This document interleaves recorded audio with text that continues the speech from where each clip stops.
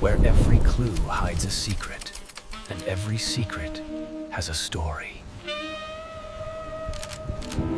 The lodger burst through the inn door, boots covered in red-brown mud and breath coming in a hard, sharp rhythm. His voice cut the stoveroom quiet. Someone climbed into an empty carriage on the lane. Has gone. Inspector Alden Pierce felt suspicion prick at the base of his neck when he saw the man's hands trembling around a small chain and a tarnished oval locket. Hargraves caught the locket with a gloved hand and did not meet the lodger's eye. The lodger shoved forward a single detail that made the room lean, wheel marks ending as if an extra weight had vanished from the road. Pierce closed the distance from the corner table with measured steps, his pocket watch clicking once as he checked the time without looking at the face. He showed me the tracks, and his tone left no room for argument. The inspector's posture was steady.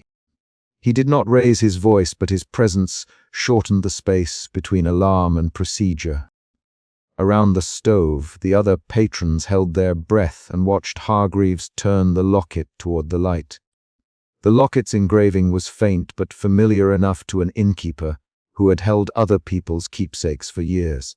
Alden examined the innyard before he knelt. Mud pressed into his gloves, and the wheel grooves were sharp against the churned earth. He traced a rim mark with a careful fingertip and noted a shallow, crescent gap where the ruts faltered and then resumed. "There is a drag here," he said, pointing. The men followed his finger, and suspicion shifted among them into something colder.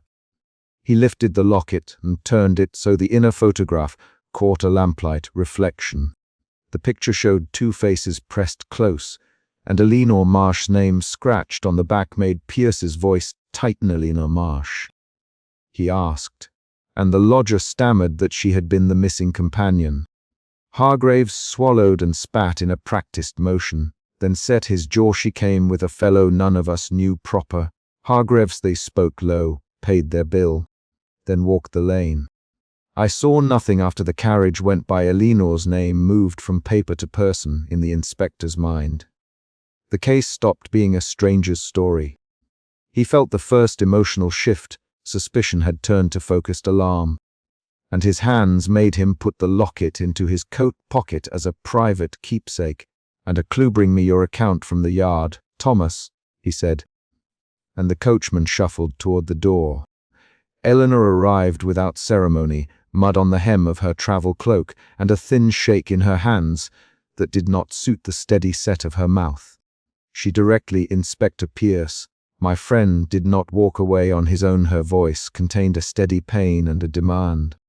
Alden looked at her, then at the locket now against his waist, and allowed a second shift of emotion to move through him. Alarm tightened into protective resolve. "What is his name, Miss Marsh?" And she answered in a way that brought the ledger's later pages to mind. "Samuel Graves. He left his signet on my hand when we said good night." Dialogue took the room's temperature. "Eleanor Hargraves," naming her with a soft, rough concern. "You should not be out here alone at this hour." Eleanor met his gaze and said, "Thomas, you were the last to see them both. Tell me everything." Her words drew a crowd of statements and interruptions, and the inspector cut them short with a flat, practical order. "Names, times, exact words. Speak plainly." The lodger repeated what he had said at the door in shorter breaths. We turned back to fetch a cloak. When we looked up, the carriage was at the lane and Samuel climbed in. No driver sat on the box. The reins were slack. Then the carriage moved off, lights gone, and Samuel was not in the lane. When we ran after it, his hands made a clumsy circle in the air to show how sudden the motion had been. At this, Hargraves' jaw closed, and he glanced at the inn's threshold like someone watching for a ghost he had once promised not to name. Pierce stood and pulled his scarf closer. He was methodical in his inspections, the wheel marks, the soil, the locket. He ordered the yard swept of stepping boots, and sent a man to fetch a lantern and a length of rope. "You will follow the tracks," he said. "Eleanor, come with me. Thomas, you stay by the inn and speak to the others. Note anyone who was coming or going tonight. Elena nodded once and stuffed a gloved hand into her satchel. The plan moved like clockwork, and the inspector's resolve hardened into action rather than into a speech. They found the lane under a lamp, whose flame guttered in a thin wind, and the carriage tracks were exact. 2 parallel furrows that vanished into a bank of fog beyond the hedgerow. Pierce crouched and ran a finger along the track's edge, feeling the soil's ridgety here. He said the left wheel seems to have lost a bit of ground for a few yards. He pointed to a span where the track side dipped, and there was a faint smear of fabric thread embedded in the mud. Eleanor reached forward and touched the thread with a trembling finger. "This is from my cloak," she said. And the word jolted Hargreaves into a motion that suggested long-denied memory. Hargreaves finally spoke in a low, careful voice that, catching on its decisions, "There are stories, Inspector. A carriage that visits at midnight. Folks pay to forget what it takes away." He glanced at the inspector, then at Elena, and his mouth closed. Pierce watched him, noting the way the coachman drew his gloves tighter as though to hide his fingers from blame. Concern in Elena's face hardened. She stepped closer to Hargreaves and said, "Thomas, if you know more, tell me now." Hargreaves answered with a silence, and then a small admission. "I have heard. I have seen it once before." We agreed. Then Pierce stopped him with a single, precise question. "Who agreed?" "Thomas, who was present when this was decided." The coachman hesitated, then named 3 surnames and 1 manner that matched a set of ledger entries the inspector had seen once in passing at headquarters. The names landed like pebbles in still water and created ripples of suspicion and protection across the small town's ties. Elena's shoulders tightened and her knuckles whitened on her satchel strap. "Those names are why I came," she said. And the inspector felt the next movement of emotion. The alarm had become a sharp need for answer and a demand to pierce old silences. They traced the tracks beyond the hedgerow where dew had glazed the grass, and a faint, metallic smell met them near an abandoned manor doorway that sat half open. Pierce pushed the door fully with the tip of his boot, and found a wide hall with a table in the center. On its dust lay a thick leather ledger, its spine cracked, and a single candle stub burned with a guttering flame. The group froze and saw the name on the ledger's open page in a handwriting Alden knew for the square, quiet flourish of a land steward. He lifted the candle with gloved hands and read an entry aloud, a date, 2 initials, and a notation that linked Samuel Graves to a payment long ago. Eleanor's mouth worked without sound and she stepped forward. Pressing her palm flat to the ledger, as if she could read more by touch. "Samuel Graves paid with a locket for silence," she whispered. And Hargreaves spat into the hearth and folded his gaze away. Pierce's methodical voice did not change, but his jaw set. The evidence had shifted from rumor into ledger ink. He turned pages and found lists of arrivals and departures with initials that matched the surnames Hargreaves had given. The ledger's paper bore fresh indentations in one column, as if someone had been adding names recently. A sound came from the lane, the soft, high clack of a horse's shoe on a distant stone. All 3 of them moved at once toward the doorway and across the muddy walk. The carriage emerged from the fog as if released from a hand, shadowed and empty on the box seat. A figure stepped down from behind the carriage, more suggestion than shape in a traveler's coat. Pierce moved first and took hold of the man's sleeve while Eleanor stepped to the fore and demanded quickly, "Who are you? Where is Samuel?" The man's shoulders folded under the inspector's hold, but he did not answer for a count of 3.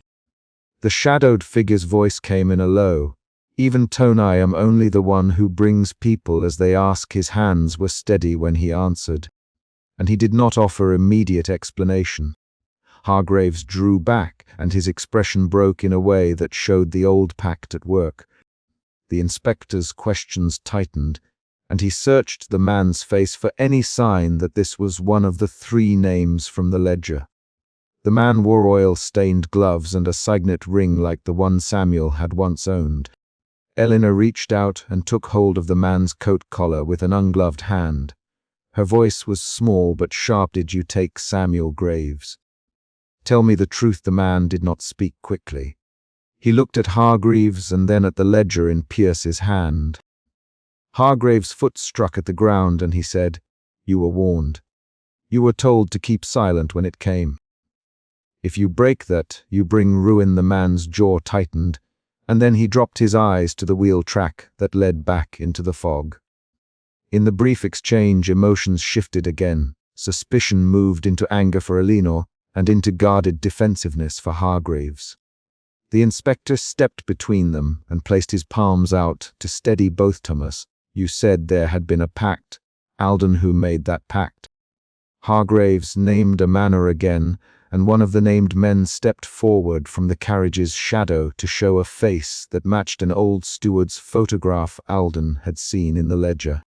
The revelation landed like a fresh bruise across trust. The man from the carriage spoke plainly. The town had reasons they would not have told a magistrate. "We agreed then to keep certain things closed to avoid trouble for the poor, and to keep the estate's name clean." His voice was flat and unwavering, as if rehearsal had made him less human.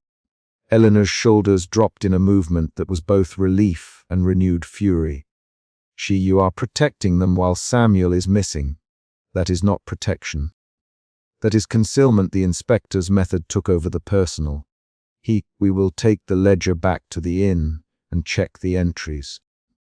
I will note the names you provided and cross-check them. If there is a pattern, we pursue it through proper channels." Hargreaves drew his cap lower and would have turned away if not for Eleanor's firm grip on his sleeve. She quietly, "Thomas, did you see the carriage yourself before?" He kept his eyes on the ground and answered, "Once, years ago. We found only a folded scarf." "We nothing then." They returned to the inn with the ledger wrapped in a cloak, and the carriage left standing like a visitor waiting for permission to depart. In the common room, voices rose in quick exchanges that revealed the town's small network. "She knew the Graves family," a woman said, naming a merchant who had once sheltered Samuel's. "We knew him as a quiet hand," another answered. Eleanor pushed through the murmurs and asked for names of those who last saw Samuel. The answers came in short statements, and every name echoed the ledger's list. Pierce worked through the entries and read them aloud, each line a small certainty. "Samuel Graves paid on the 10th, initials S.G. Attended meeting at the manor on the 12th. He met each face in the room with a steady look. If someone signed away their name, they may have signed away their right to return. That must be tested by facts, not by fear." Eleanor listened and tapped the ledger's margin as if to mark each name with a finger. The community's decision to stay silent had hardened into a legal paper trail now open to examination. Eleanor had a short, heated exchange with Hargreaves over what he had seen that night. "Thomas, why did you not tell us sooner?" she demanded. His voice came slow. "Because I kept a promise for the town, Miss Marsh. Because I feared for what would happen if certain names were named." Her hand tightened on her satchel strap, and she said, "Promises are not better than a missing friend. Samuel's life is not a ledger entry." Their disagreement produced a rapid volley of 3 short lines that pushed the room into a new tension. Pierce interposed with a simple command: "I will take statements now. Hargreaves, list the names you mentioned. Eleanor, write down everyone who saw Samuel leave. I want exact words and times." The inspector's voice made the room move into motion. Men stepped forward with recollections and exact phrases, each a piece of work to be filed. Hargreaves named 2 more men whose initials matched the ledger's marginal notes and whose faces the inn remembered. Each new name increased the sense that the vanishings were not random but deliberate. Halfway through the collection of statements, a guest at the inn produced a discarded ticket from the lane and showed the name of a coach line that had been defunct for years. The ticket's paper, folded and brittle, forced a pause. "This line hasn't run in 10 years, said one of the publicans. The fact was a small, hard twist. Someone with knowledge of old rotes had used a defunct sign to bury a new movement. Pierce's attention became surgical, and he ordered that the ticket be kept in the evidence pouch. Eleanor's face, which had been taut with grief, flickered with an idea that tightened her jaw. They found a detail that no one had expected. A faint thread caught beneath a wheel groove in the lane matched the fabric weave of a servant's livery used at the manor. The discovery came at the end of a paragraph of collected statements and served as the mid-chapter mini-cliffhanger. Eleanor's breath left her in a thin sound and she said, "That ties it to the manor." Eleanor snatched the locket from the mud with fingers that trembled from cold more than surprise. Suspicion tightened her hands as she felt the clasp stick with grit. The locket's back bore a faint engraving she did not recognize. A carriage lantern swung again, its light catching the tarnish and throwing a thin, sickly glare over the lane. "Someone left this," Eleanor called into the fog, voice raw from running. The lane answered with only horse hoof taps and the metallic creak of harnesses moving away. Within 5 sentences the problem stood clear. An empty carriage had arrived at midnight, and now a neighbor had disappeared, leaving this small, personal object behind. She rose, holding the locket against her cloak to keep warmth and to hide the bright metal from the gas lamp's eye. Eleanor kept walking along the wheel rut toward the inn, each step pressing wet fabric to old gravel. She remembered the lodger's breathless claim from the prior night.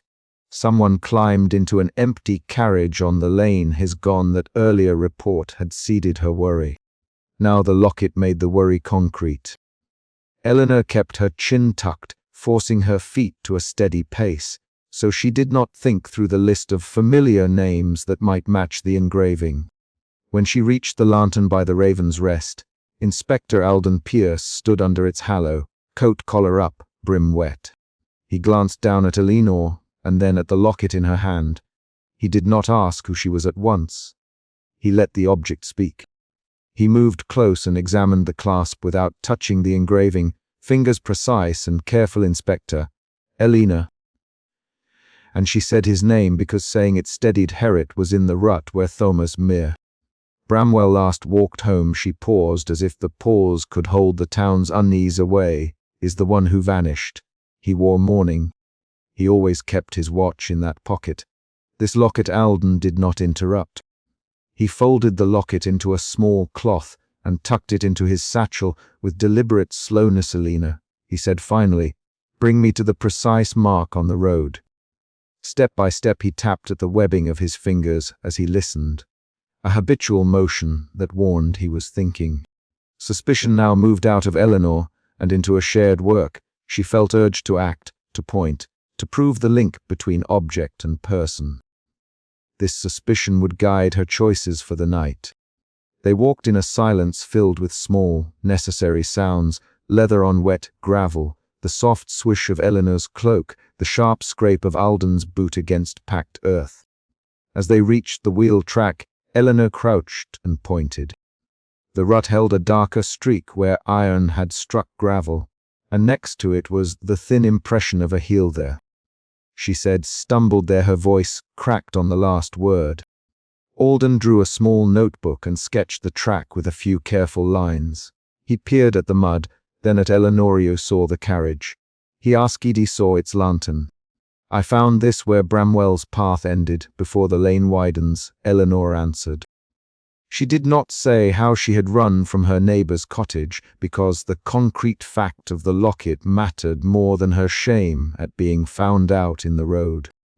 The emotion shifted from suspicion to a raw, practical fear as the gravity of the object sank in. Someone's clothes had been taken, and the town's routines could not hide that. They were interrupted by the heavy tread of boots. Mr. Thomas Hargreaves emerged from the inn doorway, shoulders hunched against the damp, his cap tilted forward. He smelled of horse sweat and tar before he spoke. "What have you dragged out of my yard now, Miss Marsh?" His voice held the habitual gruffness that kept questions short. "Thomas, Eleanor, holding out the locket. This may belong to Bramwell." He didn't come home. She named Bramwell because names anchor the facts. Calling him the missing man would weaken the urgency. Hargrave's jaw tightened. He took 2 steps forward, then 2 back, as if measuring which was the safer direction Bramwell left in the night for the market last week. He said, "Met with no one I saw." The phrasing felt like a shield. He spat discreetly between his boots and stared at the wheel track. Alden's voice had the patient edge of someone trained to cut through evasion stomachs. "You keep horses. Tracks like these belong to a coach and a heavier wheel. You should know whether this rim matches your harness." He pointed at the mud smear that still showed a crescent of grease. Hargrave's lips thinned. "Know my harness. I know my horses. I have no need to explain routes to Inspector Pierce." He shifted his weight and then, as if deciding against offense, added in a lower tone, "We have had deliveries at odd hours for years. Old agreements. No sense to shout them in the street." The statement read like a refusal wrapped in custom. Eleanor saw the set of his hands. He clutched at the stiff-brimmed cap as if it were something he kept as armor. They moved inside the inn by mutual, unspoken consent. The common room smelled of boiled stew and damp wool. A single lamp burned over the stove. Its light made rounded shadows against the beams. The ledger, when Alden requested to see Mr. Hargrave's notes, had been a necessity he voiced like a command. Hargraves bristled, but led them to the storeroom, complaining in clipped asides about lost time and city men who came to pry.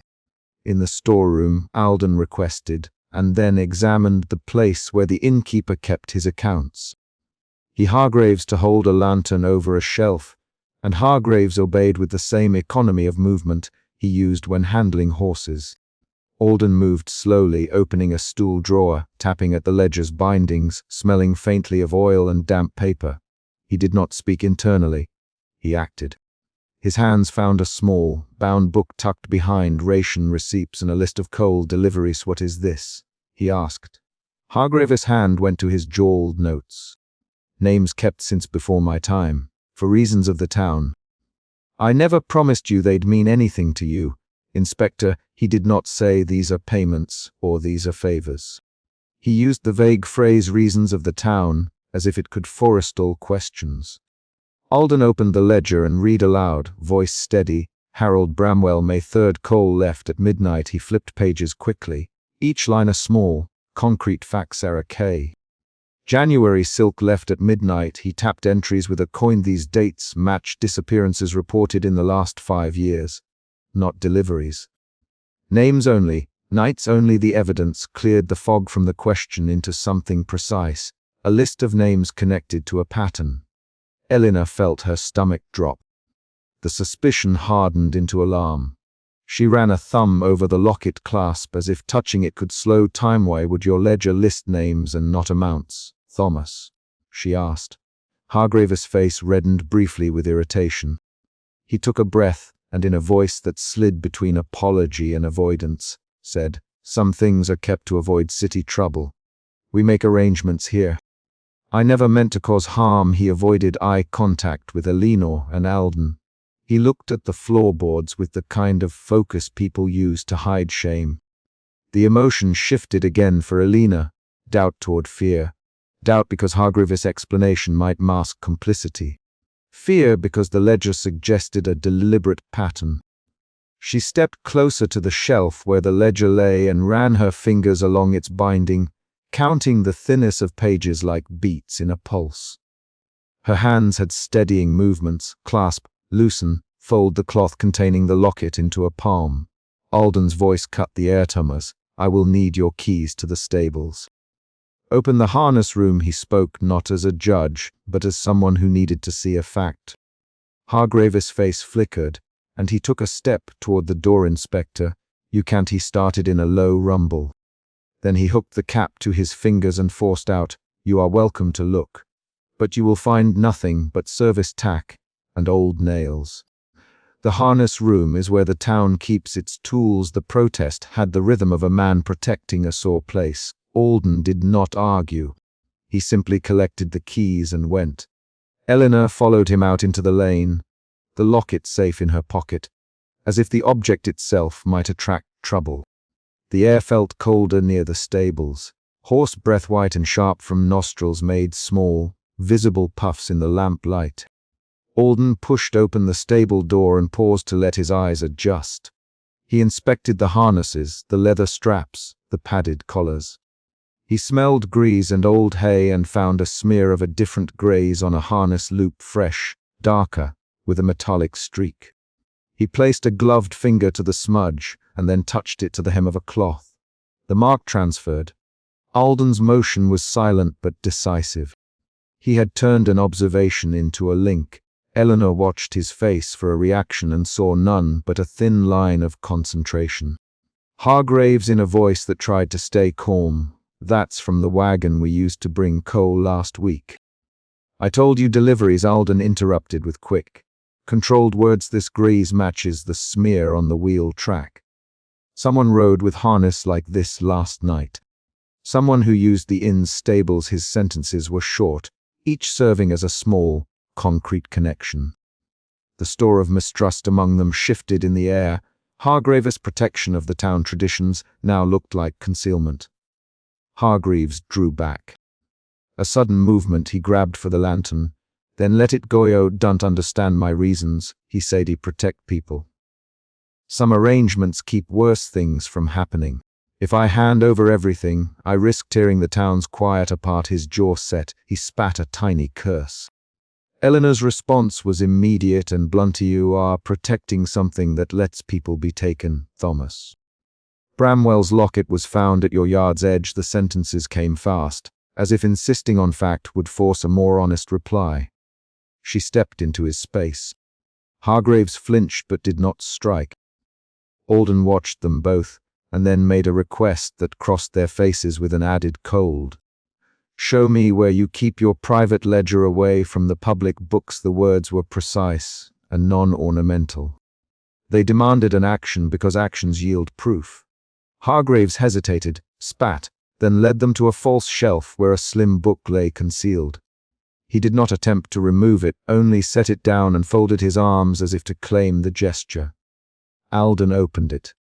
The entries repeated, but now with names aligned next to rotes and times.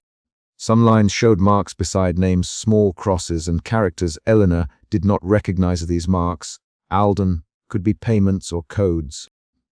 They correspond to the night's people vanished. He closed the book and put it on the table with a force that made dust rise. The emotion in the room pivoted to accusation. Eleanor spoke with the short, compressed sentences people use when adrenaline pushes words out. "Thomas, were you there on those nights?" she demanded. Hargraves answered with 3 short lines spoken in quick succession, like a man cornered trying to buy time. "I drove a carriage. I delivered. I covered for others then, quicker. But I did not take anyone." The last sentence came hollow.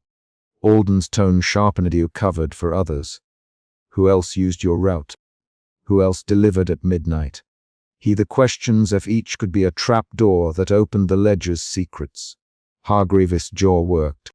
He gave 3 names in a rush: Roland, the riverside; Kane from the mill; Ellis. Sometimes in winter the names fell like stones. Eleanor repeated one aloud to make sure she heard. "Roland," she said. Her lips moved. She said the name to hold it in the air.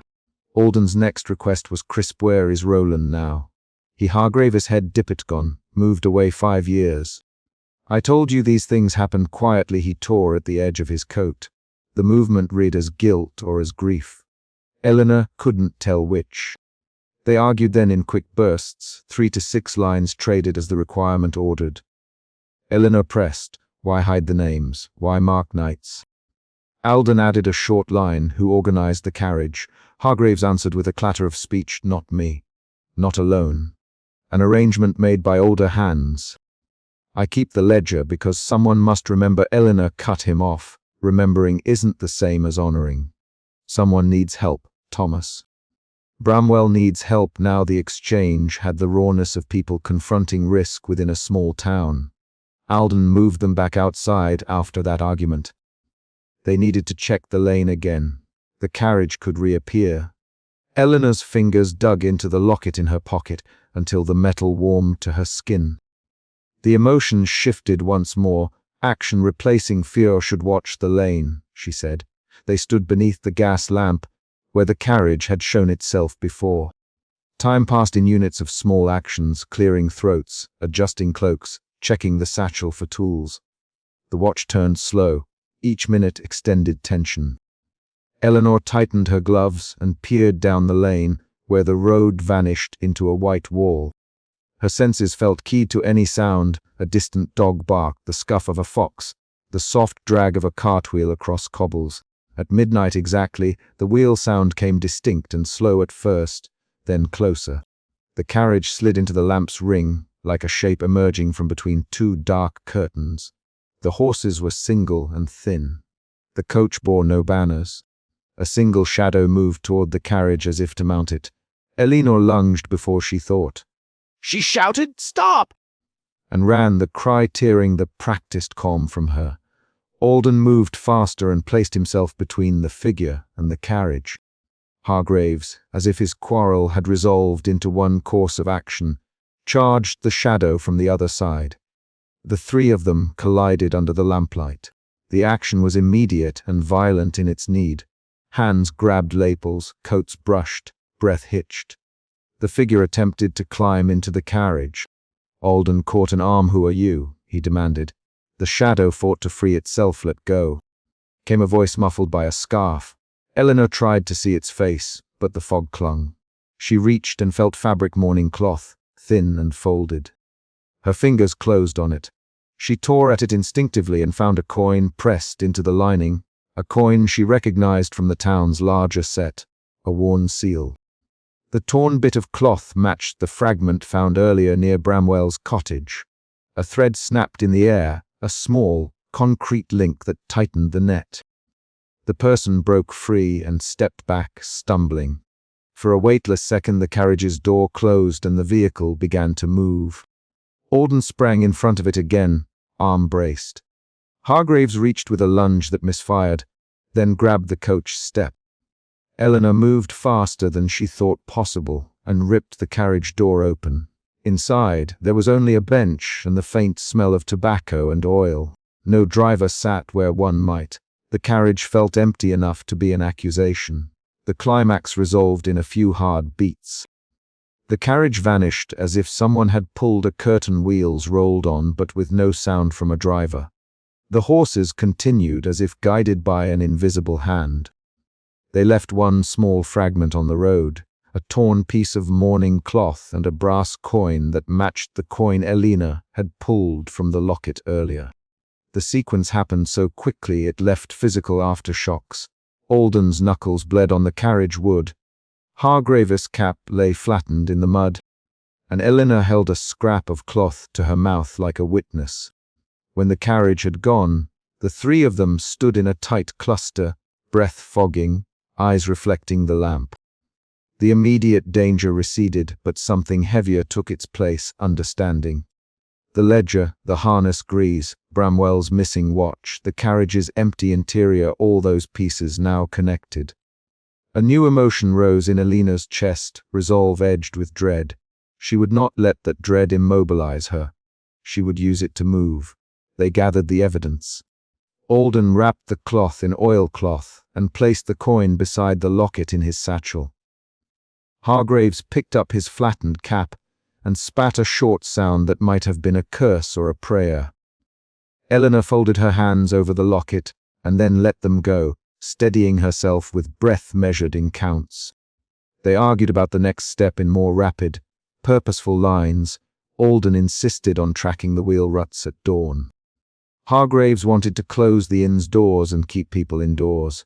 Eleanor demanded they examine Bramwell's cottage at first light. The exchanges were short and practical. As they moved back into the inn, Alden, "We follow the ledger entries and the tracks at dawn. No more midnight watches alone." His voice left no room for debate. Eleanor nodded, surprised at her own steadiness at the order. The emotion shifted at last to a cold, quiet resolution. Fear had become a plan.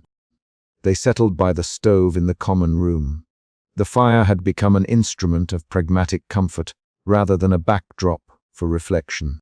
Hargraves kept glancing at the doorway as if expecting the carriage to return. He whispered, "There are old packs. Men owed safe passage once." I didn't think they would be used to take people. His words were short, and Elena responded with a concrete question. Who benefits? Who for this passage? Alden opened the ledger again and ran a finger down a column. He tapped at the marks beside a cluster of names and then said, "These marks aren't payments. They are codes, knights paired with initials. Whoever keeps the codes may still be here." He folded his hands and looked at Hargraves. "You older hands. Names. Who kept them before you?" Hargraves' reply came in 3 sentences that hit like small blows. "Old keeper was Benton. Benton ran accounts before I did. He died 2 winters ago. After him, I kept the book. I thought I was keeping the town safe." His voice had the brittle quality of someone who had justified a thing until the act of justification broke.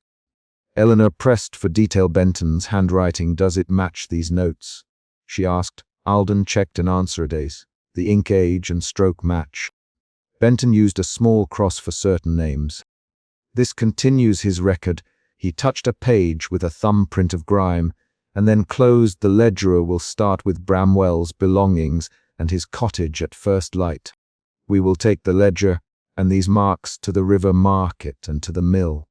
Those places house the names Hargraves spoke of. We'll ask questions directly and see who answers them." His plan came out in short, practical parts, each a clear next step. Eleanor straightened and said, "I will go with you, Alden. I will not be left behind." Her voice did not plead. It stated intention. The emotion in her shifted again, from fear to a stubborn, clear determination to act. They made a pact of sorts over a boiled egg shared between them by the stove. Leave before dawn, follow the ledger, and trace the wheel tracks to wherever they ended. Hargraves lingered in the doorway a moment, bracing his shoulders in a posture that said he might break the agreement at any time. But he nodded once. The nod counted as involvement. Before dawn, they stepped out into a world that smelled of wet straw and horse. The lane held the first thin light. Their decision to pursue the ledger trail at dawn bent the night's events into a plan with an hour and a place. The chapter's immediate conflict closed. They had confronted the carriage, gathered evidence, and chosen a next step. The night left them with an aftertaste of unease and unresolved. Larger threat to the town, but the more immediate danger had been answered by action. Eleanor tucked the locket into her bodice and felt its weight like a promise. She could not say if she would find Bramwell or the person behind the ledger, but she could step toward them. Her hands steadied as she walked to the coach door to check the harness marks once more. A final practical gesture, she took a scrap of the carriage's mud from the wheel and placed it in a small envelope Alden carried. The last paragraph ends with a clear physical beat. They agreed to leave at first light and follow the tracks. And Alden closed his satchel with the ledger and the evidence inside, a concrete seal on a night's work. The carriage stopped with a hollow scrape, and Inspector Alden Pierce braced his hand on the hedge as the lantern threw the interior into a white coin of light. The seat lay empty except for a single folded glove. Suspicion tightened his fingers around the brass clasp of his watch, and he stepped forward before anyone else could speak. "Lenore, back," he said, voice low and measured. He did not wait for her to move. He ducked his shoulder and peered inside the carriage, with the lamp above them rattling in the fog. A sharp wind pushed the carriage's smell into the lane, damp leather, stale tobacco, something metallic beneath it. Eleanor Marsh moved up beside him despite the order. She kept one hand on her cloak, and the other closed around the locket she had taken from the mud the night before. Suspicion guided her gestures now. She folded the locket into her palm and watched the carriage's floor with narrow, searching eyes. The problem was clear inside 3 breaths: an empty seat, a folded glove, and a smear of mud on the threshold that matched the wheel tracks outside. That smear linked the carriage to the track they had found and to the lodge keeper's breathless claim from 2 nights earlier. Alden's suspicion moved him into action: follow the tracks, confront whoever met the carriage, and answer why people vanished after seeing that vehicle. They followed the fresh wheel marks with shoes sinking in the wet verge. Alden led. Elena kept pace to his left. Ma. Thomas Hargraves came from behind the inn as they reached the yard, lantern in hand and coat collar high. The yard stank of tack oil and boiled stew. Hargraves halted halfway across the cobbles and spread his hands in a placating motion. Inspector, he muttered, voice rough as rope. You'll catch your death out there. He did not look directly at the carriage. He kept his chin turned, eyes on the horses tethered near the stable. Alden did not soften. He named the track and the glove and the locket by action, not accusation. Those tracks, Mr. Hargreaves. They came to your yard tonight. He tapped the wheel groove with a boot. The sound of his tapping filled the yard and drew a charged silence. Elena stepped close and produced the locket. This was in the mud, where the wheel left the field. She said it bears a faint engraving I could not make out, until now. She offered it forward, where the lamplight could catch the metal. Hargraves' jaw tightened. He reached for the locket, then let his hand fall to his side. You shouldn't have that, he said. The sentence carried a small animal recoil. His manner resisted explanation. He stacked excuses like a man stacking plates to shield a crack. Why would an empty carriage stop here? People take those to the next town. I keep my doors open for travelers. His voice tried for calm and landed on brittle. The first shift came as doubt. Alden watched Hargreaves and felt doubt press at the edges of his suspicion. Hargreaves had run the inn for years. He had sheltered men with fever and mended boots for farmers. Yet the ledger, if there was one, would either confirm Hargreaves' innocence or tie his patients to a long, deliberate pattern. Alden's doubt pulled him toward the parlor. We come inside. Now Eleanor moved to the door and pushed it open. The parlor smelled of boiled tea and spare tobacco. A moth beat against the shaded lamp. Inside, Alden set the locket on the small table. He did not fold his hands. He let his fingers rest on the wood, so that his tapping could show the rhythm of his patience. Hargraves, Alden, we have the wheel marks to your yard, an empty carriage at the lane, and a locket found where the track crosses the field. Answer plainly. Who keeps those carriages, and why would one stop here without a passenger? He kept his voice even. His body told the story of a man measuring angle and weight. Hargraves' face went hard like a turned stone. He spat discreetly into the hearth before he spoke. Inspector Pierce, he said, slow as a hinge. There are customs in this town. Old men keep to old rules. We do not drag our names into the street. People leave sometimes, and we note it. That is all. His hands, wide and collused, clenched a moment and then relaxed. Eleanor's eyes narrowed. Names. What names? She asked. Her question pulled a new tension into the room. Hargraves shifted, and the second emotional change came, from doubt to an edged anger in Alden. He rose and crossed to the sideboard, not to fetch tea but to test the space. His fingers found a seam beneath the drawer, and his palm stuck to dust. He did not fumble. He applied pressure until a muted click sounded.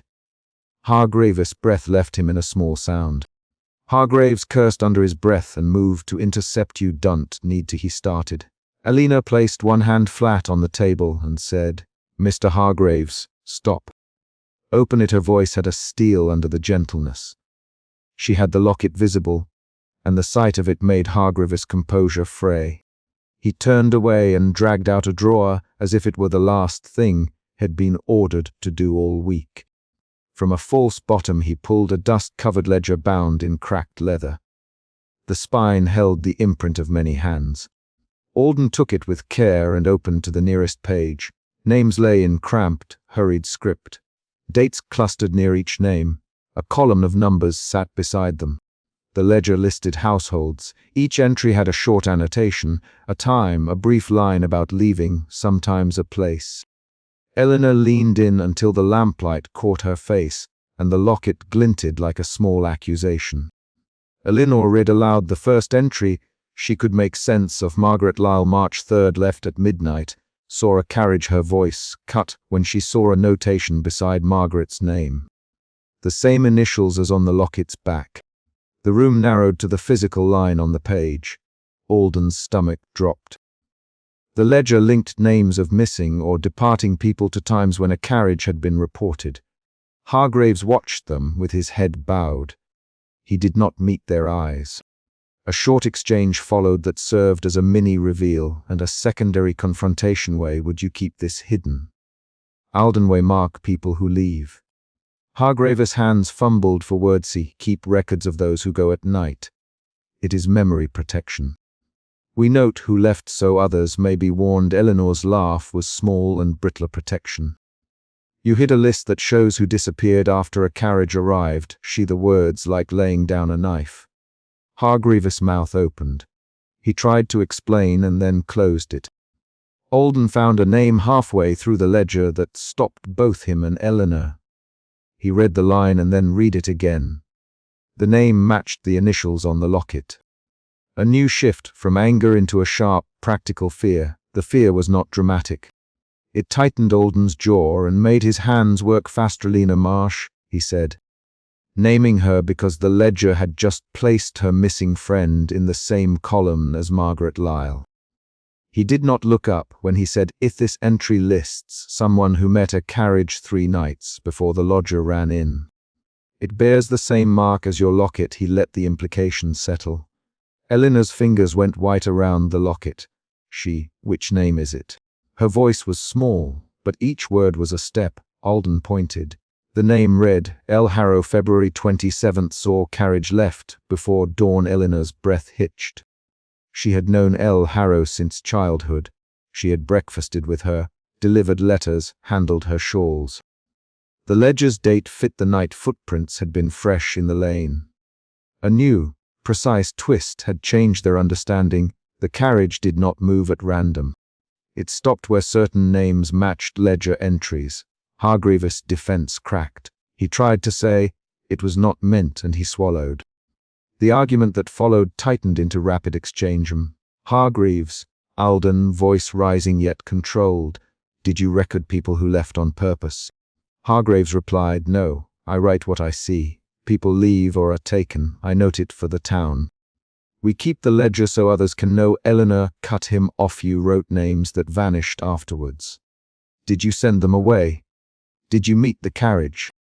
Her sentences came in short bursts that tripped over each other. Hargraves answered in 3 short lines that fell like stones. Have seen the carriage. I met men at the yard. I have given them food. He spat the last words like a confession. The room recoiled. Alden pressed names. Who are the men? Hargraves' gaze fixed on the hearth, and he tapped a finger on the ledger as if the sound could steady him. Some are older families. Some are brought by work. I do not ask their reasons. I keep them warm and send them on. We do it to keep peace. We do it for the town. He spoke the last phrase with bitter affection. The third emotion shift arrived then, a movement from fear into a tight resolve. Alden closed the ledger and met Hargraves' eyes hard. This ledger links those who saw the carriage to vanishings. For the town's sake I will check these names at dawn. But now the carriage is outside. We do not have time for talk. He rose, slung his satchel, and reached for the inn door. The sound of hooves came like a slat of thunder against the building. They ran to the window. From the parlor it looked like a smear of movement at the gate, a pattern of hoofbeats in the yard. Under the gas lamp the carriage eased to a stop exactly where they had seen it before. The lantern painted the yard in white circles and black. Hargraves' face went slack.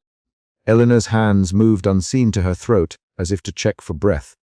Alden's boots landed hard on the threshold, and he pushed the door open.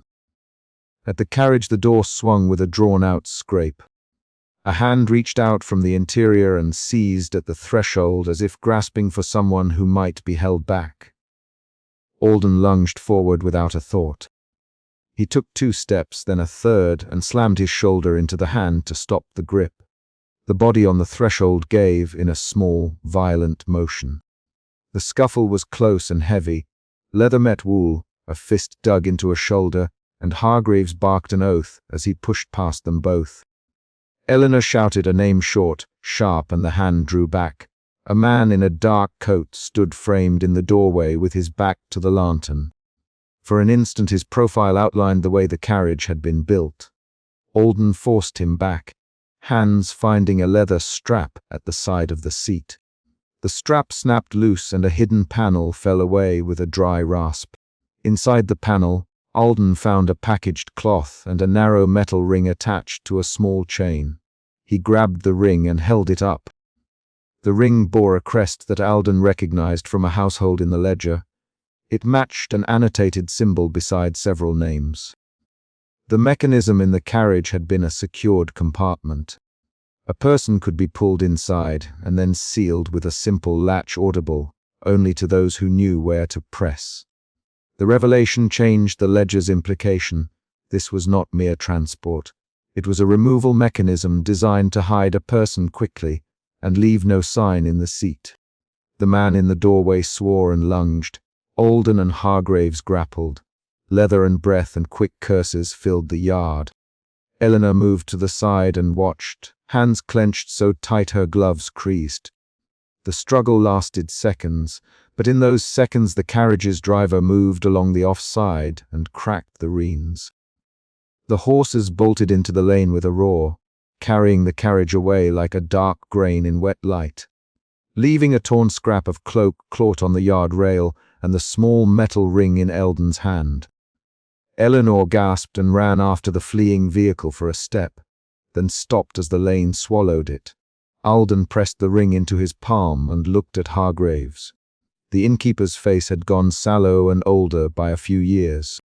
He spat again and stepped back as if the scuffle had been the end of something true and terrible. It was for the town.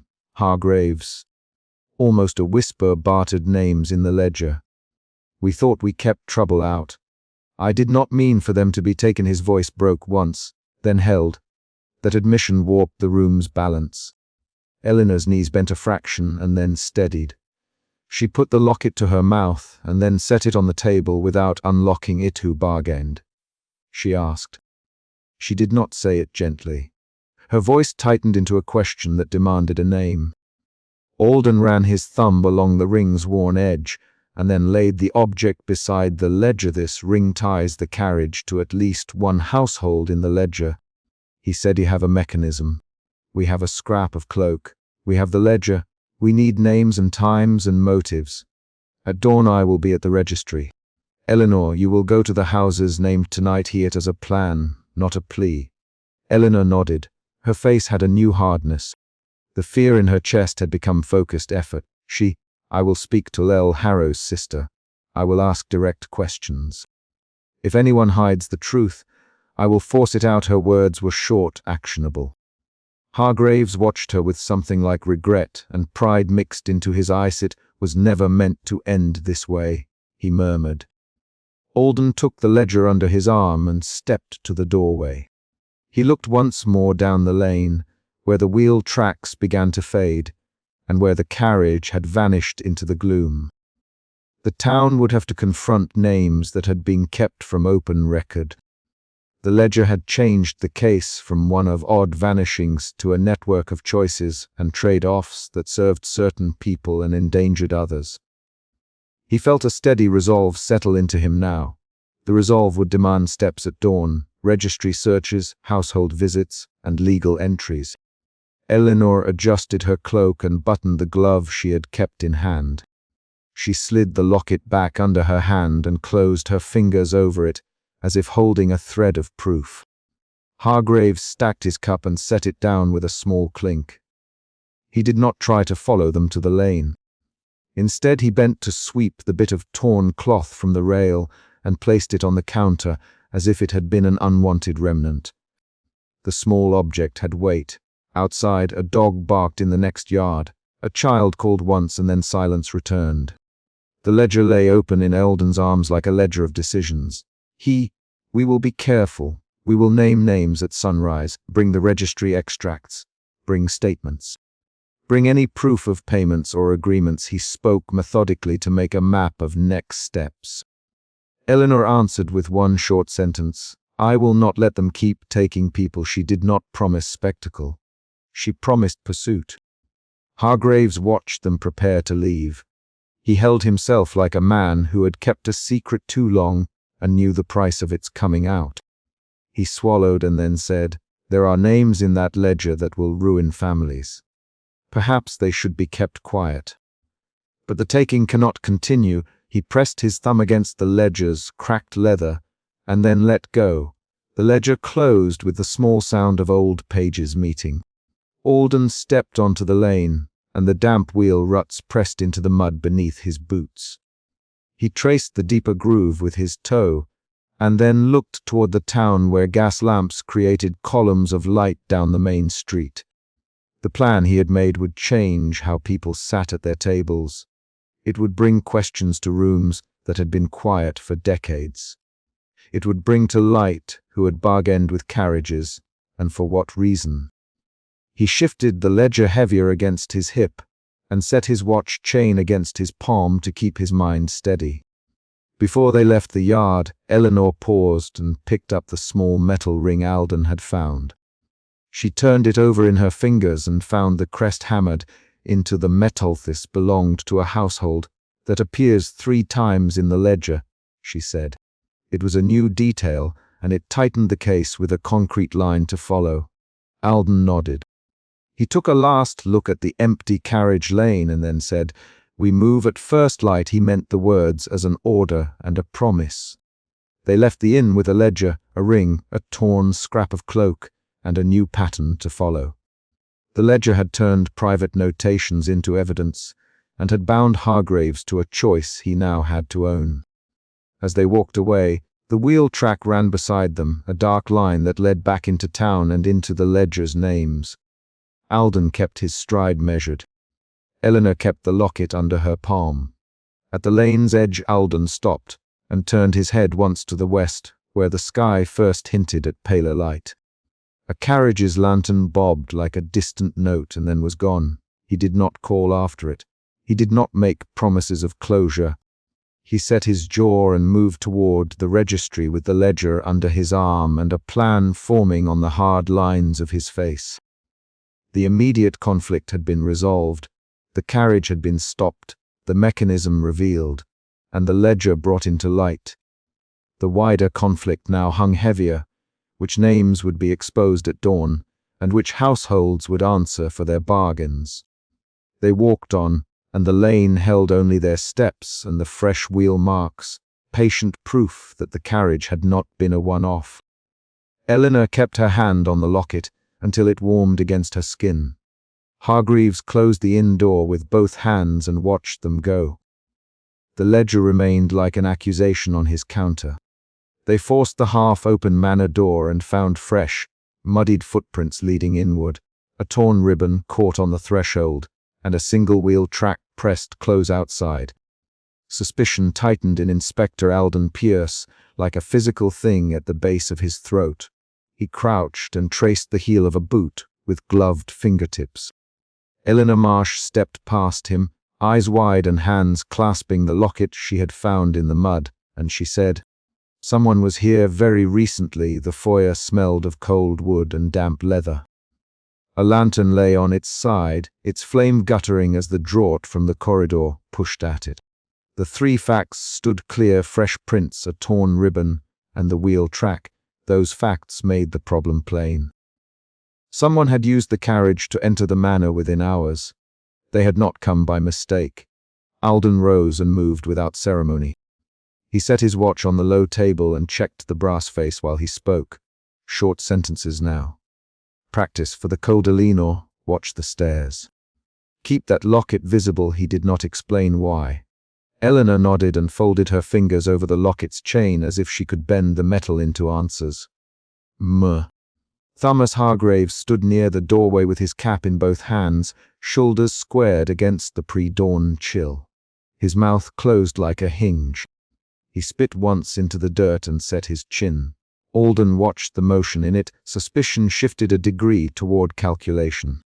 He questioned the coachman gently, but without slack. "Thomas, Alden, when was the last time anyone took the carriage through these grounds?" The inspector's voice kept to its usual measure. Thomas answered with short phrases. Last night, sir. After 10. I locked up. Then the boy said the lane was quiet. Thomas' eyes flicked to the ledger on the table. His hand tightened on the cap. Eleanor leaned forward and read the open page. The ledger had a new entry, written in ink still soft to the page, a name and the hour of midnight. Eleanor's fingers trembled and she swallowed. Doubt entered her face like a sudden pause in breath. The ledger was proof and puzzle both. Alden folded the ledger toward himself and scanned the margins. The handwriting belonged to someone neat and practiced. The entry named a resident Alden recognized from the inn, one who kept a respectable face at the parish and a private life at dusk. He the name aloud: Ms. Whitcomb, Mrs. Whitcomb, Eleanor echoed, then stared down at her locket as if it might answer. Thomas flinched when the locket's metal flashed. He drew in his breath. Fear pushed at his mouth for an instant, then he forced the old, protective stoicism back into place. Alden watched the flinch. The coachman's fingers had left a dark mark on the cap's brim. They moved deeper into the foyer. Snow-white plaster peeled at the corners of the ceiling, and a narrow runner lay bunched where someone had dragged a foot. Alden crouched and pointed with the shaft of his lantern at a strip of torn ribbon. This ribbon, he said, matches the cloth Eleanor found on the lane. Eleanor walked to the runner and set the locket upon the table. It was in the mud, where the wheel track bent toward the marsh. She pressed her thumb to the locket's engraving and frowned. The engraving did not match any name she knew, yet it had been handled by someone she cared for. Her fists tightened. The emotion in her hands moved from confusion to resolve within a single breath. This was an early change, suspicion to doubt to resolve, all in the span of a few gestures. A noise came from the back of the manor like the scrape of a chair. The three of them froze. Alden, stay close. He opened the doorway to the inner corridor and peered through. A thin light showed where a window still held a dying candle. Footprints angled away from that corridor toward the servants' stair. Thomas cleared his throat and said, "We should check the stables, Inspector."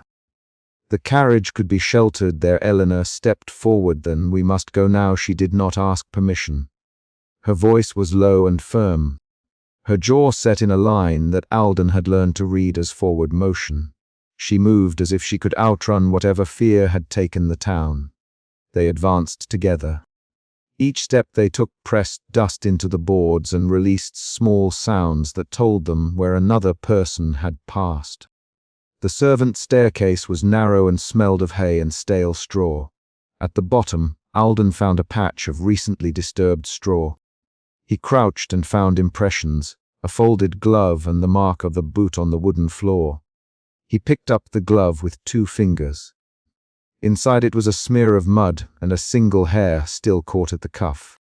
Eleanor leaned over his shoulder and whispered, "It is the same glove you found in the carriage." Alden nodded. He placed glove and hair into his satchel without ceremony. The glove's presence turned suspicion into a sharper instrument. Thomas stood with his hands in his coat pockets and watched them both. "He did not bring a glove inside, Inspector," he said. His voice had a gravelly edge. Alden watched Thomas' throat work. "No one credibly opens the manor in the night and slips away without being seen in the lane. Thomas. Who else knew the back stair?"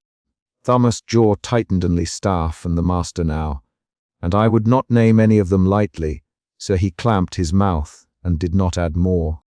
The coachman's reluctance made the room small. The inspector's suspicion shifted into targeted inquiry. He needed names. He needed the ledger's explanation to make sense. An external arrival, the stable boy appeared from the shadowed stall, eyes round and hands trembling. He gabbled as he saw Theme. "Watched it, sir. I did, honest."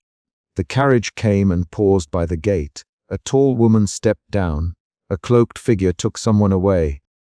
They spoke soft, then the carriage pulled away toward Ravensford Road. The boy's account landed like another footprint. His voice had the quick, jumping rhythm of fear. "Eleanor, his name," he stammered. "Edward, Miss Edward Colford." Alden had him sit on a bale while he pressed short questions. The boy described a face he could not place but remembered the color of the cloak and the way the woman held herself. He described the woman dropping a glove, which he had seen from the stable loft. This new witness pushed the suspicion into a hypothesis: organized removals performed in secret by people known to the town. They left the carriage house and followed the wheel tracks into the lane. Fog lay low, but the morning light had thinned it into a wet grey. The tracks split where the lane met the marsh, one road toward the bogs, one toward the main road. For a breath, they argued the obvious. Eleanor wanted to follow the lane toward the marsh. Thomas argued the road. Alden listened to them both and then decided, he them. We split. Thomas, you and the boy take the marsh. Eleanor, you and I will take the road. Eleanor's voice did not shake. You will need light and speed. She shouldered her cloak and moved to the carriage with Alden. The decision marked a shift from investigation to pursuit. The tension rose. They reached the point where the carriage had paused. It stood half hidden in the mist, black and empty beneath a bent gas lamp. The harness hung slack from the poles. A single glove lay on the step, folded as if someone had planned to return.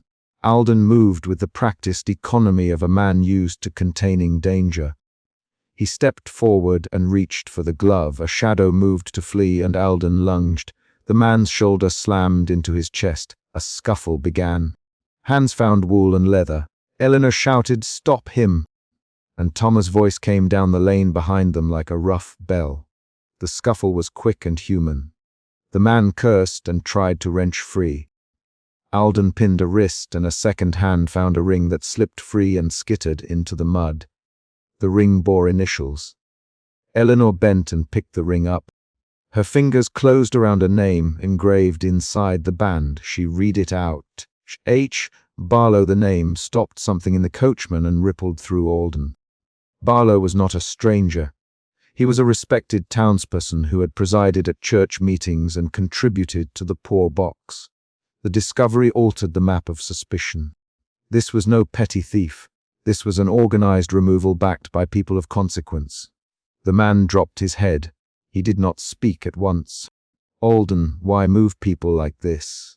Who you? The man's voice came in low bursts. You were told to take them where they'd be safe, to keep them from ruin. It was the town's choice. He looked at Thomas when he said it. The coachman's face did not change. He stared at the man with something like the wary acceptance of a man who has done a job he thinks ugly but necessary. Suspicion moved into a complicated texture, betrayal layered with reluctant justification. Eleanor's hands pressed the ring's edges until her nails left white crescents. She, who you? Name them, the man cried, not me. I only drove. It was better this way. His eyes flicked to Alden with a pleading that was almost childlike.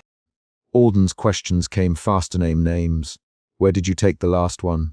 When is the next pickup? The man stammered and gave fragments.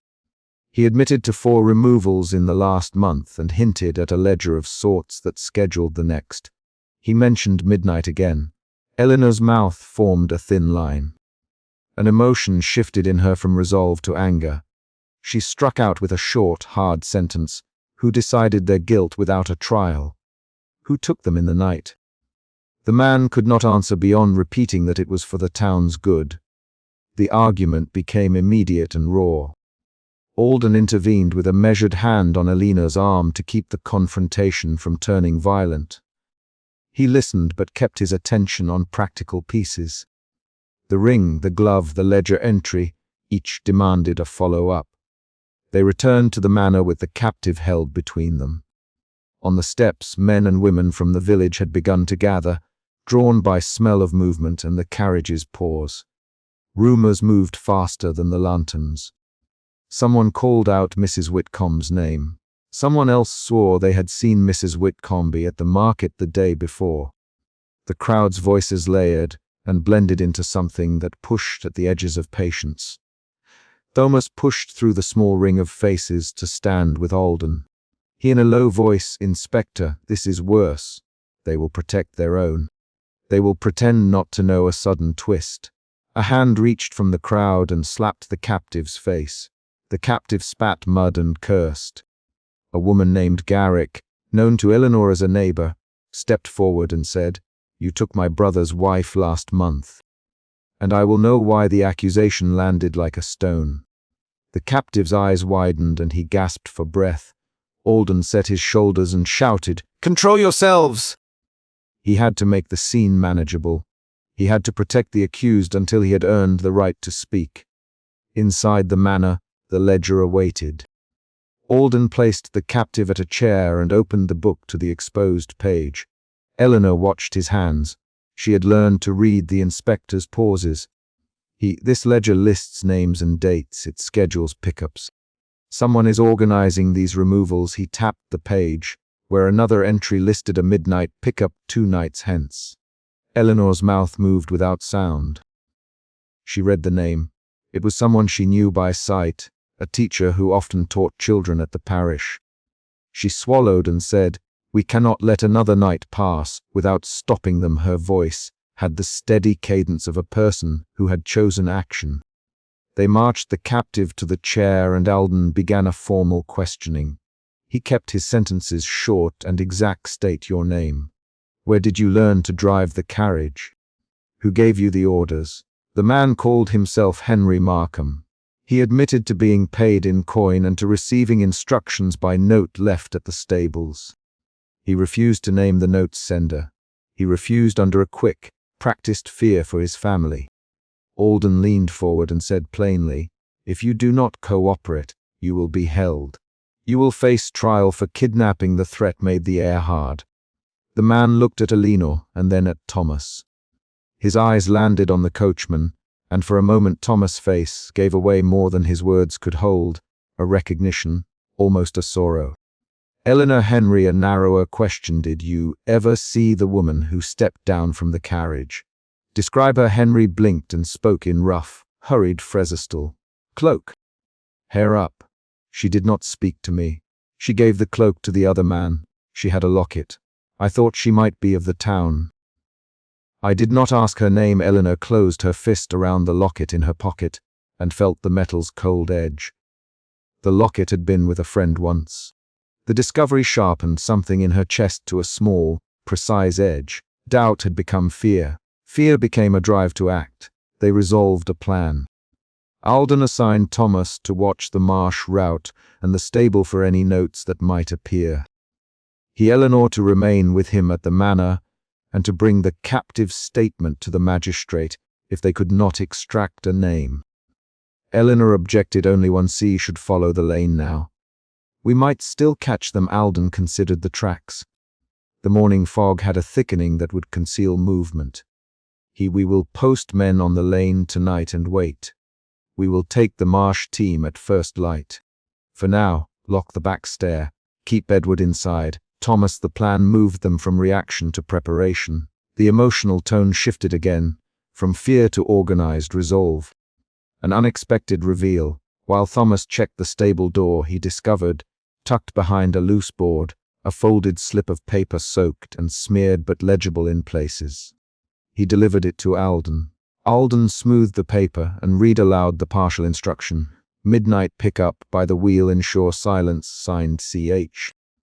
Barlow. Eleanor's hand went numb around the chair rail. The page clarified what the ring had suggested.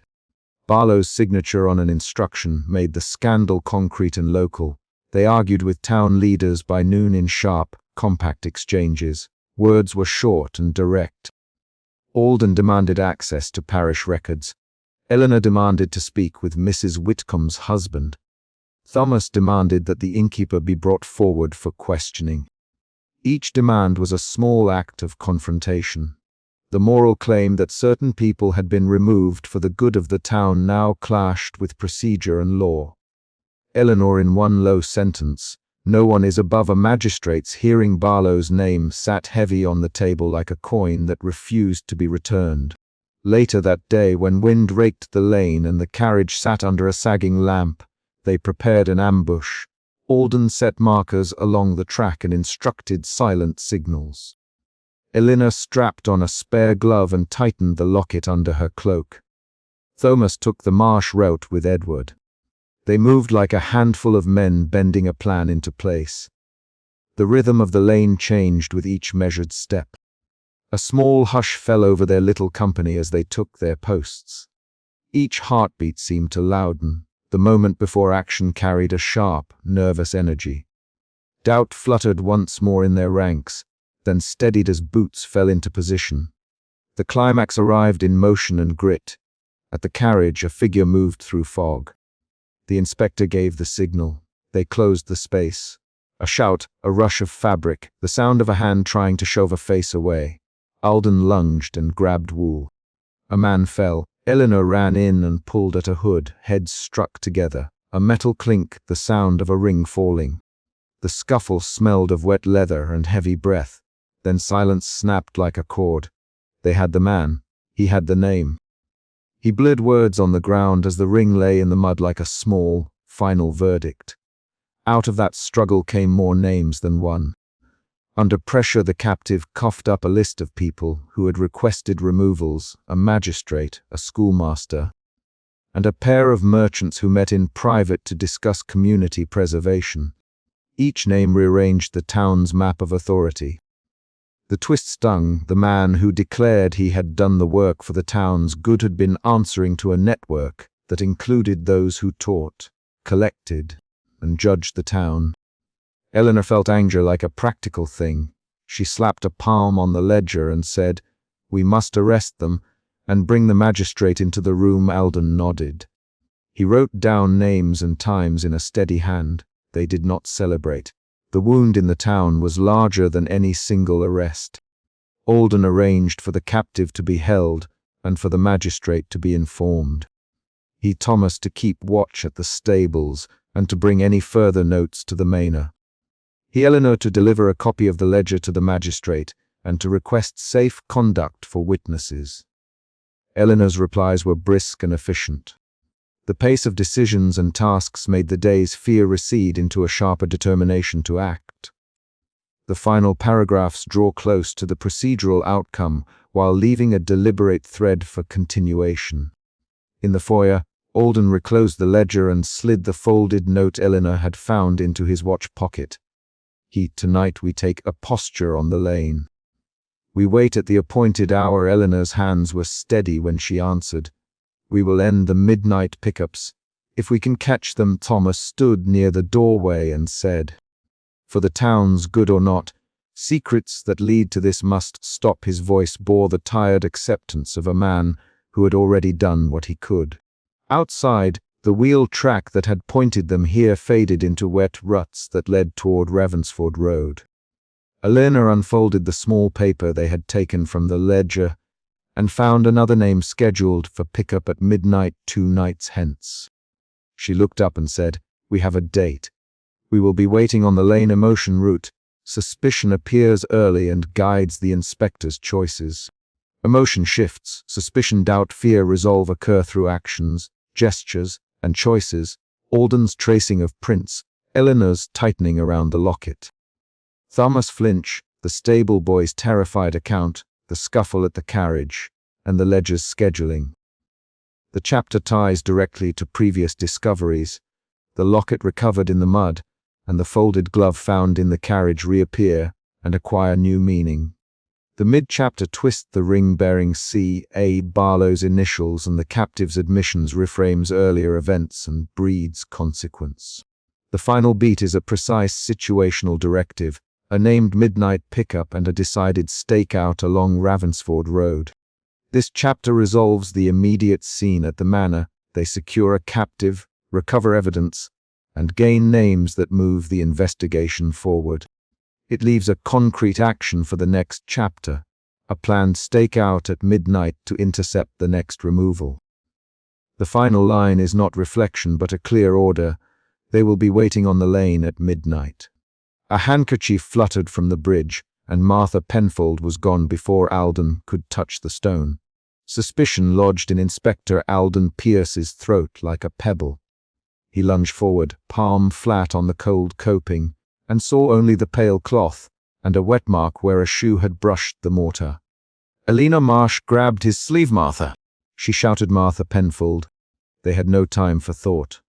The bridge lamp hummed. The river moved under the arch.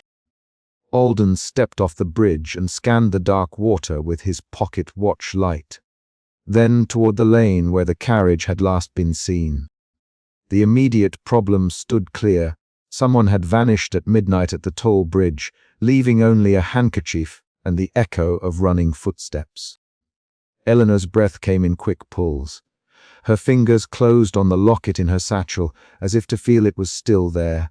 Suspicion pushed her forward. She stepped to the road. Eleanor, voice thin, she went toward the carriage. Her words were a demand and a plan. Alden nodded once and turned to Mir. Thomas Hargreaves, who had appeared in the inn doorway, cap clenched in his hand. Thomas kept his jaw set. "You no carriage at the bridge tonight?" Alden did not say that. Thomas answered, voice low. He said, "I had seen nothing I could swear to." He spat, small and quick, then squared his shoulders. "Martha's quick. She goes to fetch bottles sometimes. I thought she came back to the inn." Alina pressed the locket between her fingers until the metal bit into her palm. Her eyes darted to the handkerchief, then down the lane where wheel tracks cut the wet dirt. The immediate emotion steering her motions was suspicion that the midnight carriage had returned, suspicion that the locket and the ledger were connected. She did not wait for permission. She set off along the track with Alden beside her. They found fresh wheel marks leading from the bridge toward the reeds. Eleanor walked the edge of the track with her gloved hand outstretched, fingers grazing the clay. The clasp from a locket lay half buried in mud near the riverbank. Eleanor crouched and picked it up, clay staining her glove. She held the clasp against the moon. Alden inhaled and asked, "Is that ours?" "It matches, Eleanor. It is the same clasp as the locket I found in the lane." Her jaw tightened. The sight of the clasp turned suspicion into a sharper, angrier edge. Her hands trembled but did not drop the metal. They followed the track along the reeds. Alden kept his watch low and his voice low and steady. "Stay together," he said. 2 nights earlier, Eleanor had found the locket in the mud. In Chapter 2, she had snatched it from wet earth with trembling fingers. In Chapter 3, the carriage had left behind a single folded glove. In Chapter 4, they had forced the manor door and found footprints leading inward. These facts threaded through their search now like nails they could not ignore. Alden let those facts guide the search. He knew the ledger was missing a page. He wanted the ledger returned whole. They reached a place where the wheel tracks stopped as if the carriage had been lifted or vanished. Eleanor's boots sank. She stooped and picked up a strip of torn ribbon caught on a thorn. The ribbon matched the color of the torn ribbon on the manor threshold. Another concrete link. She held it up to Alden. An animal screeched in the reeds. A single lantern swung far down the lane and then vanished. An external event forced them to move. They ran toward the lamp, boots smashing wet earth. Back at the inn doorway, Thomas watched them go and shut the door behind him. He leaned, palms on the wood, and let out a sound that was not quite a sigh. He rubbed the hollow between his eyes with a calloused thumb. Inside, the inn smelled of tar and stale ale and of the faint smoke of a lamp recently extinguished. Thomas' chest tightened as he thought of the ledger upstairs, a page torn, initials that implicated a familiar name. He fingered his rusted signet ring and muttered, "God's bread. What have I helped hide?" Alden and Alina moved from the lane into the reed-choked riverbank and found small shoe prints. They did not belong to Martha's sturdy boots, but to someone lighter. Alden crouched and traced a hill. They were hurried. He said she did not walk willingly. He looked at Alina, and his expression shifted from methodical distance to something firmer, resolved to act. The discovery of the clasp and the new prints shifted Alina's fear into a colder clarity. Her breathing shortened. She walked with her shoulders forward. "A set stance. You must follow the tracks to where they vanish," she said. They went inland along the faint trodden path. The wind moved through the reeds and carried the smell of river weeds and horse sweat. At a narrow ford, the wheel marks returned. The clay between the tracks held impressions of metal fittings. Alden found a scrap of leather with a brass rivet. He pocketed it. Each small find forced a choice: follow the carriage into unknown men or report back and fetch reinforcements. Eleanor pushed for immediate pursuit. Thomas Ledger and the town's reputations drove her urgency. They moved with speed, and then they saw the glow of a lantern far ahead, a coin of light spinning across hedgerows, horses clipped on the lane. The carriage moved like a dark animal through the fog. Elena began to run. Alden moved to intercept, and Thomas, who had followed them from the inn at a distance, shouted, "Stop! For God's sake, don't run into the road alone." They rounded a hedge and found the carriage slipping away, lantern bobbing. Alden shouted, "Hold!" He aimed to cut it off at a lane where the hedges narrowed.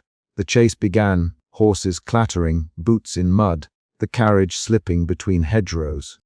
Alden's pulse beat hard, but he kept his voice low when he spoke. Elena, left here, she obeyed. Thomas lagged, breath heavy, cap jangling. The carriage threaded past them with a hollow scrape. Alden caught sight of the interior and saw a folded glove on the seat. The glove matched the one found earlier by the inspector at the carriage stop. He leaped at the door, but the carriage swung and gained pace. They followed on foot as far as they could. Eleanor risked a glance inward when the driver flicked the reins. She saw movement, a masked passenger shifting behind a high collar. The masked passenger's hand flicked at a pocket and then drew back. A mind changed in an instant in Alden's judgment. Someone of standing was inside, because of the careful mask and the way the passenger bore themselves. They gained on the carriage where the road squeezed between two hedges. Alden's shoulder hit the carriage flank. The driver whipped the horses, and the carriage swerved. Thomas cursed and sprang forward, catching at the step. He hauled himself up clumsily and planted his boots on the running board. He lunged at the door and wrenched it open. The interior smelled of cloth, oil, and perfumed powder. Alden's hand forced the door wider. For a moment all moved in compressed detail. The driver's hands, the gleam of the brass, the masked passenger's gloved fingers pressing a folded ledger page into a coat pocket. Alden reached in and the struggle began. "Thomas, get off!" Eleanor cried. Her voice was sharp and steady. "Thomas, you let go!" "I won't let them drag the name of my people through the mud!" Thomas barked back, his voice split between anger and the sound of someone at last forced to confess. 3 quick lines of dialogue snapped between them as they wrestled over the door. Alden, "Move! Thomas! Thomas, you won't throw me to the law. Eleanor, we need answers. Thomas!" The masked passenger pushed up a hand to cover his face. Then the passenger struck out, and the lantern tipped. Horse hooves stamped. The carriage lurched. The driver swore and tried to control the team. The struggle turned violent. Alden's cuff caught on upholstery. He felt the fabric tear beneath his fingers. Thomas shoved the passenger, and for a second the mask wavered. The mask slipped enough to show a stare and a white line where a lip might be. Alden glimpsed a familiar collar and a monogram on a shirt cuff. The initials matched the torn ledger page Alden had found in Thomas' room days earlier. The ledger had listed late-night passages and those same initials. The proof fell into place with the weight of a stone. The revelation changed suspicion into betrayal. Alden's hands tightened. He had expected a stranger or an outlaw. Instead he found a face from the town's higher circles. His voice hardened. "Show yourself," he demanded. The masked passenger pulled free, struck Thomas hard in the shoulder, and vaulted from the carriage into the mist. The horses bolted, wheeling and snorting. The carriage rolled forward and vanished between hedges. Alden and Thomas lunged after the figure into the fog. Eleanor ran to the rear and retrieved a dropped object from the road, a locket that matched the one she had carried. Its chain was snapped and its back bore a pressed initial. The locket had been dropped in the scuffle. Eleanor held it up. Her face changed. Shame and sorrow passed through her like a struck bell. The locket proved the passenger's identity. They pressed onward. The figure had run toward a narrow lane that led to a small estate. The torn ledger page lay near a gate where footprints of a gentleman and boots stained with mud clustered. Alden stooped and picked up the page.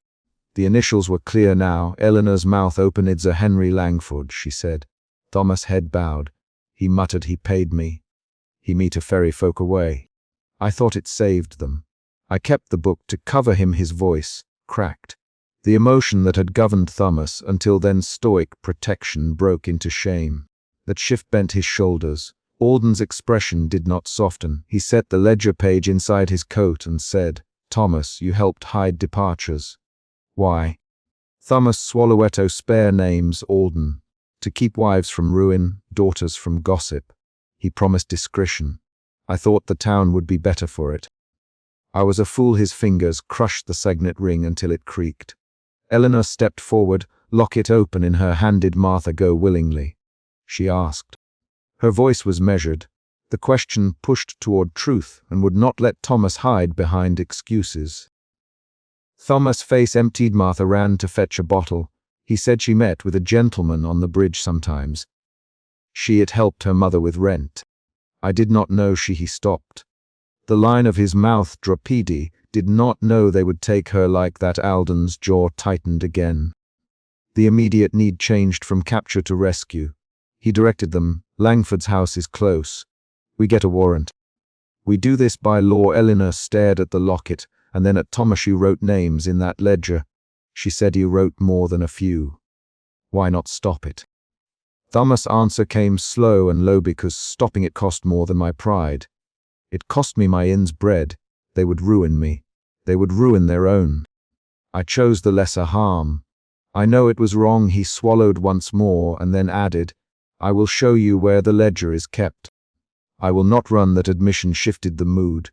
Where hours earlier Thomas had been defensive, now he offered cooperation. Eleanor's suspicion softened enough to allow a cautious hope. The emotion shifted from distrust to a wary relief. They returned to the inn, where Alden searched Thomas' room above the stables and found the torn ledger page, missing no longer. The hidden page had been retrieved and left in the carriage in the scuffle. Here Alden found a second ledger, the original. He turned pages until he found entries listing late-night passages and initials. The handwriting bent toward a name that matched the initials on the locket, Langford.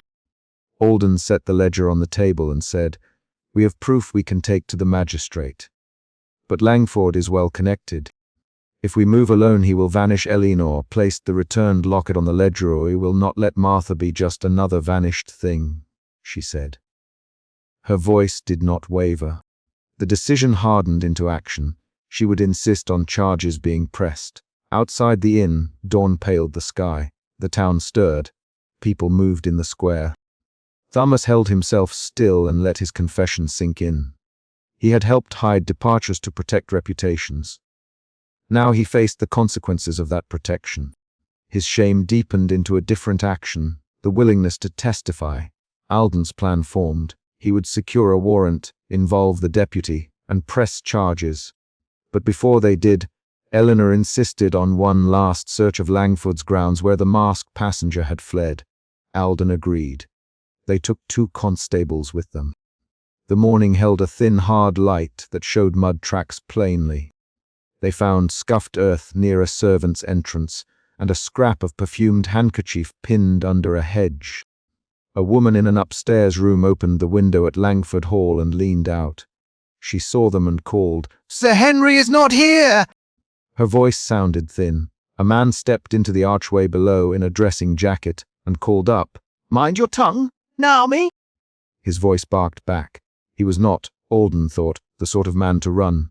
Alden's eyes narrowed. He called out, "We have reason to search the house, Sir Henry." "There are witnesses who can place you at the carriage," the man stamped, and then closed the archway. The door remained shut. Alden felt the pressure of the law and the pressure of social order like 2 hands. He had to act with care. They gained entrance through a servant's door left ajar and found a corridor smelling of beeswax and boiled mutton. The scuffle had left mud on the stair. Alden led them up. They found a locked sitting room where a single chair rocked slightly and where a child's toy lay on a sofa. The carved initials on a liquid silver vinaigrette matched those on the ledger. They found also an empty cabinet with a space carved to hide a folded garment. There the deputy found the passenger's trunk with a lining damp from the river. Inside lay letters addressed in a clerk's hand, and one letter bore the seal of Sir Henry Langford. The material facts accumulated like evidence stacked on a scale. The deputy read aloud the salutation of a forwarded note, to be taken care of as sorted. The plain words landed with a thud. Someone at the threshold whispered, "Look at this." Alina stepped forward and opened a drawer. Under the linen she found a small stack of bills and a piece of clothing with a smear of mud. On the table a note had been folded, a date, a time, and the signature of Langford. The note was a concrete instruction. The deputy turned to Alden. "O can charge him now. If you have a magistrate to hear it." Alden looked at his watch, and then at the thin slant of morning outside. He felt the weight of towns and reputations. He also felt the handkerchief in his pocket and the clasp in Eleanor's palm.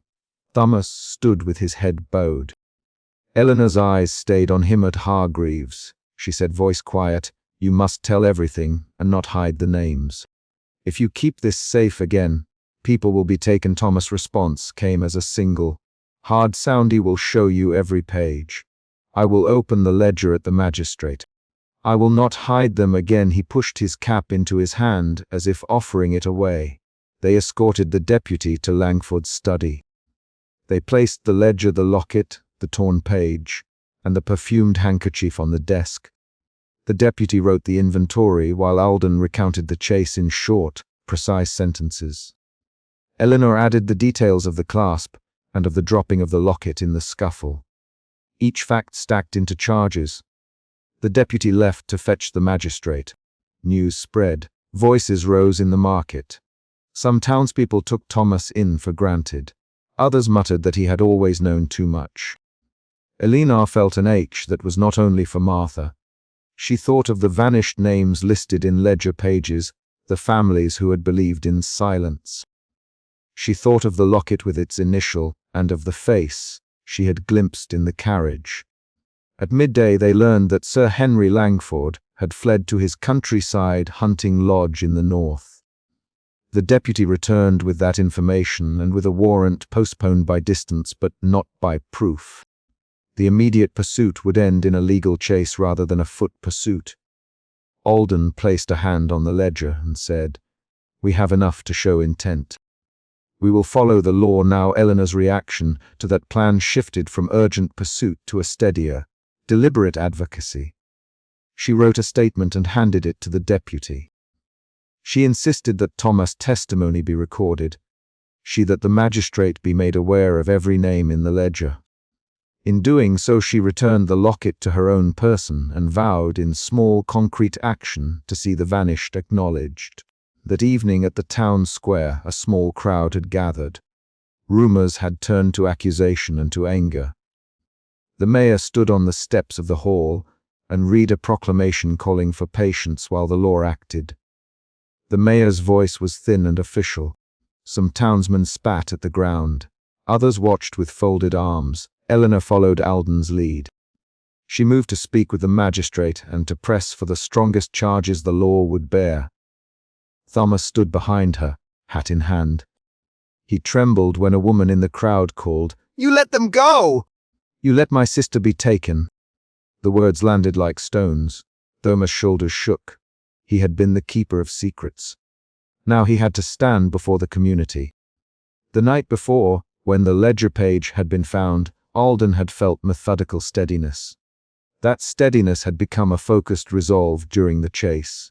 Now, after the scuffle and the revelation of Langford's role, that resolve became an insistence on legal process. Emotion had shifted twice, from suspicion to fear to clarity, from distrust to grief to action. At dawn the next day, a courier arrived with word that Langford had been detained at a distant roadside lodge and would be sent back under guard. The deputy had set out at once. The town's mood held a brittle relief. Thomas sat alone by the inn hearth with a mug in his hands. He told the story in short sentences, each line a confession. He had ferried people away for payment. He had kept the ledger to protect a patron. He had believed he was helping. Alden listened and recorded. Eleanor read the ledger aloud where names were not yet erased. She each name plainly. Among the names she read was Martha Penfold's first name, and a note beside it, collected midnight, bridged the line, forced a decision. The ledger could be used to find where the vanished had been taken, or it could be used to press charges alone. Alden folded the page and said, "We need both. We find where they took them, and we put Langford before the magistrate." The deputy returned with Sir Henry in custody. He was pale, his clothes rumpled. He had tried to pass himself off as a man travelling for urgent business. The deputy marched him before the magistrate and presented the ledger and the locket and the torn page. The magistrate read the evidence steadily. Thomas watched the men from the doorway, hands clenched. Eleanor met his eye and saw the man who had protected reputations now stripped to the bone before law. She felt pity, anger, and exhaustion. The crowd outside murmured. The magistrate's clerk read the charges: conspiracy to abduct, aiding and abetting, and listing the ledger entries as evidence of intent. Sir Henry's defense split into vain denials and the invocation of social name. He tried to claim the ledger did not mean what it seemed. Alden cut across him with facts: the carriage seats, the glove, the locket found at the scene, Thomas' testimony. The deputy recited the path of the chase. Langford's face drained of color.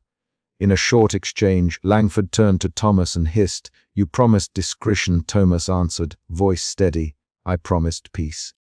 I gave you shelter, you took advantage. I will answer for my part." The back and forth ran 3 quick lines, public and sharp. By midday, the magistrate committed Langford to custody pending trial. The town sighed in different ways. Some felt vindicated. Some felt scandal spread like a stain on family names. Elena felt a small hollowing where hope had been, replaced by the work of repair. A few days later, they found a small riverside cottage the ledger had noted as a safe house. It had been abandoned in haste.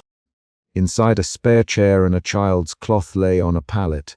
A thin smell of starch and river water marked the room. There were no bodies, but there were clothes and a scrap of a letter that said, plainly, "Leave at once, and we will send for you later." The note suggested a plan used to move people quietly rather than to execute violence. It both eased and sharpened Eleanor's grief. They established that some had left voluntarily to escape ruin, while others, like Martha Penfold, had been taken without clear consent. The distinction mattered. The ledger and the locket showed a pattern of arrangements made by men to move women out of town. Some sought shelter. Others were spirited away under false pretexts. Eleanor went to the river at dusk and let the locket lie in her palm. She pressed its initials and felt the dent where something had once lain. She thought of Martha's small hands and of the handkerchief on the bridge. She could not bring Martha back by feeling, but she could speak her name in court, and she could make sure Thomas testified. The trial unfolded with the awkwardness of public humiliation and legal form. Witnesses were called. Thomas read from his ledger. Alden described the chase and the physical evidence. Eleanor stood at the witness box and, with a voice that did not tremble, recounted the night on the bridge and the moment the locket dropped. Langford tried to rely on his social weight, but the ledger and the locket and the testimony stacked against him. The court could not ignore a physical clasp found in mud and a ledger entry that matched a time and a place. The deputy produced the carriage's harness fittings and the piece of leather Alden had kept from the wheel tracks. The physical detail closed the gap between accusation and proof. On the final day of the hearing, Thomas stepped forward. He told the court in short sentences why he had complied. He described the payments, the threats, and the ways men in power demanded silence. He the words and then stopped, as if embarrassed by having been the keeper of such things. He answered questions plainly. The town listened, and in listening the town judged. The verdict found Langford guilty of abetting unlawful removal. The magistrate handed down a sentence that would send him away, and that required public restitution where possible. The law did not return those who had chosen exile, nor did it entirely repair the damage to families. It did, however, mark his actions with consequence and opened the ledger as evidence for future investigation. After the trial, the inn returned to its ordinary business, with people who drank and murmured.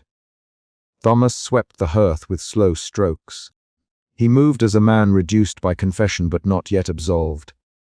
He had admitted guilt and would live with it. He had also opened a ledger that prevented further secret departures.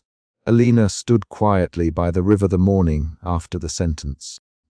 She watched the wheel track that faded into distance. The locket sat on her palm. She placed it back in her satchel. She had pressed for justice and had taken part in a legal return of names to public record. Her emotion had turned from suspicion to anger to a controlled advocacy that sought a secure legal remedy. Alden returned to his desk and filed his notes. He kept his brass pocket watch closed until he needed the time. He had done what his duty required. He had followed evidence, pressed the law, and forced a powerful man to answer. He would continue, he knew, to watch for those who thought their names could buy silence.